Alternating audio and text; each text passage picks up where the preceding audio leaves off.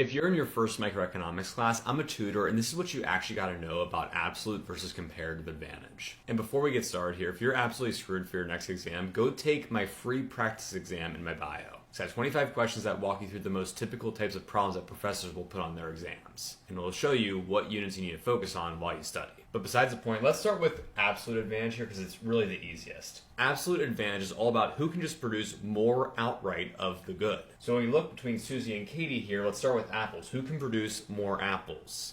Did I set this up wrong? I definitely did set this up wrong, my bad. Okay, now we ask ourselves, who can produce more apples? Susie or Katie? Well, Katie can. 20 apples is greater than 5. So Katie's going to have the absolute advantage in producing apples. Let's do the same thing, absolute advantage, but for berries. Who can produce more berries? Well, once again, Katie has the absolute advantage. 50 is greater than 10. Katie can just produce more outright berries than Susie. And it's possible here for one party to have the absolute advantage in both goods. However, with comparative advantage, that's impossible. Because ultimately, comparative advantage is all about who can produce the good at the lower opportunity cost. So whenever I'm solving a comparative advantage type problem, I first just start out by calculating the opportunity cost for one of the goods for both parties. Let's zone in on apples here. What's the opportunity cost for Susie and Katie to produce one apple? We're going to start with Susie here. To do this, we got to take the other good and place it over apples in our division equation. So Susie's opportunity cost for one apple is going to be 10 berries divided by 5 apples. The other good, berries, goes over apples, the one that we're calculating the opportunity cost for. So this means that Susie's opportunity cost for one apple equals 2 berries. That's how many berries Susie has to give up to make one apple. Let's do the same exact thing for Katie. 50 berries divided by 20 apples can come out to 2.5